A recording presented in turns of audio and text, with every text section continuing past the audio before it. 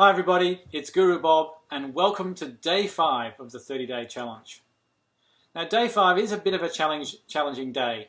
Up until now you've been going through the importance of unique content, and you know that you need to write at least one article today, and over the next 7 to 10 days an article every day. But in this video I'm going to be segueing a little bit onto the next stage of our journey. Up until now we've been largely doing market research, keyword research and product research, but now we begin to have to start thinking about the website that we're going to be creating to target the micro niche that we're going to be going forward with. But before we can actually set up that website, in our case what we're going to be doing is setting up a blog, you need to have a domain and you need to have hosting. And in this video I'm going to be explaining a few concepts around that, why we're requiring you to have a domain this year, but also why it's extremely important that you make sure that your theme keyword is in the domain. Now, following on from this, Nez is going to be talking about how to go and get a domain and set up hosting, and that will complete the process for day 5. So, let's go to the screen.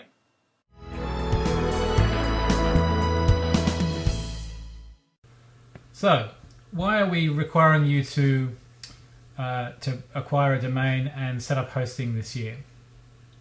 Well, of course, it's always been our intention, as far as humanly possible, to make the 30-day challenge free, and certainly all our content and services are free.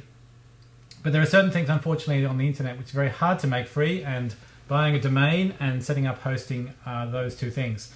Last year we did offer a free hosting option via WordPress Direct, but that had its problems, largely because of the inappropriate activity of a handful of spam people, which caused the domains to be banned. So this year we have decided that it's much preferable for everybody concerned if all the participants get their own domain, which means you control your own asset.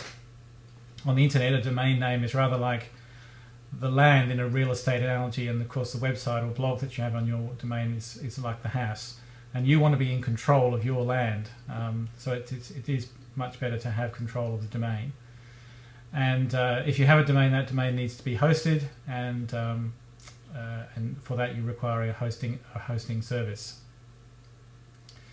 So this year we are suggesting that people do buy a domain and set up hosting, and in the next video Nez will show you exactly how to do that.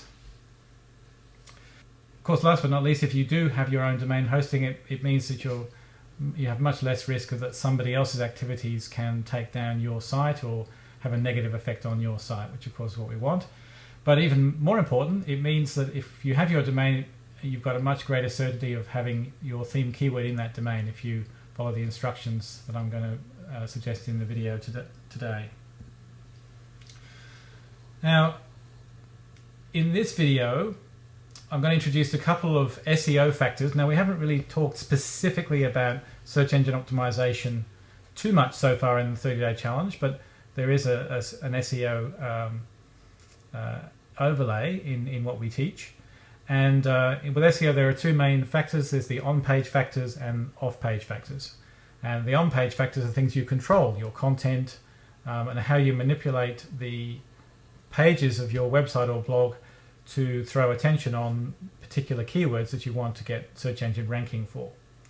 Now, as far as on-page factors are concerned, the two most important are having your keyword, your target keyword, in this case the theme keyword, in the domain name, and having your keyword in the title of the page.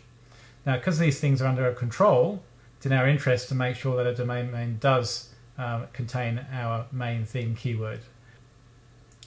Having the theme keyword in the actual domain name, the keyword.com or your main theme keyword.com or .net and so forth, is much better than having the domain name in the URL, so as part of the naming structure of the page, but not in the domain. So you really, as far as possible, your preference is to get your theme keyword into the domain name itself. Now, these are all small factors, but every little bit works to your advantage. And in SEO, everything that you control, you want to make sure that that's all weighted in your favor, because ultimately that will lead to better rankings in the search engines. Now I'm just going to go across to Market Samurai and just pull up a SEO matrix for Leica digital camera, which was an example I used in one of my earlier videos. So here we are looking at an SEO matrix for Leica digital camera. And you can see there's a fair bit of red here. So even though this has a relatively low SEOC, the quality of the websites that are already ranking on the first page of Google for this phrase is quite high in terms of both domain age and PR. And also you can see there's quite a number of yeses in these on-page factors here. Now you can see that if we look at the URL here, so is the theme keyword in the URL, which is Leica digital camera. See, some of the websites do and some don't, but even the ones that do, the domain name itself doesn't include the phrase Leica digital camera. The words Leica digital camera or the phrase Leica is in the URL, but in the case of the top 10 ranking websites here, the keyword's not in the actual domain itself.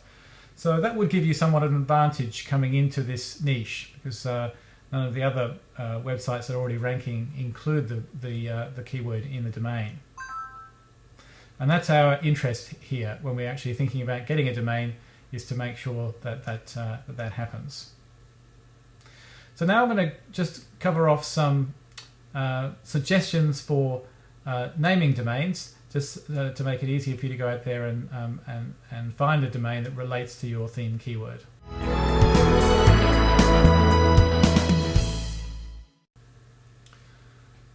So what are the sort of basic rules that you need to follow when you're going out there and looking for a domain name? Well, the first thing we need to consider is the TLD, the top level domain suffix. What we're really looking for is to find either a .com, a .net or a .org domain in that order. Our preference is to be able to find a domain where it's just our theme keyword and then one of these TLDs. So leicadigitalcamera.com as the example here would be a perfect example. And you should really look for the TLDs in that order. So first look for the .com, if that's not available look for the .net, and if that's not available look for the .org.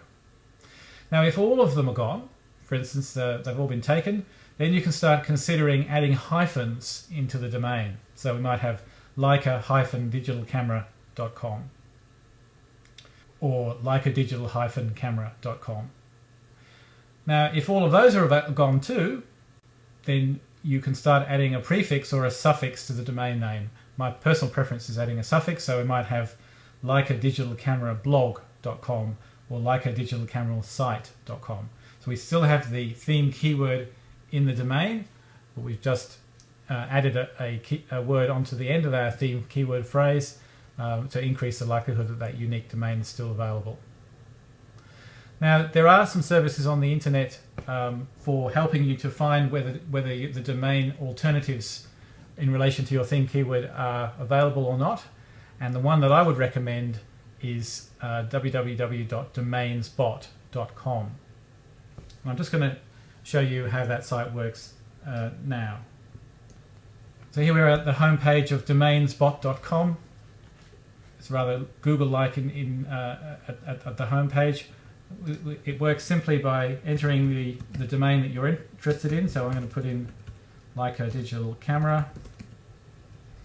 Whilst I'm typing in, it'll already start to check whether the TLDs available in relation to that phrase are available. And you can see that leicadigitalcamera.com and .net are not available. But if I click search, I'm going to get a much more extensive analysis of the domains that might be available in relation to that keyword.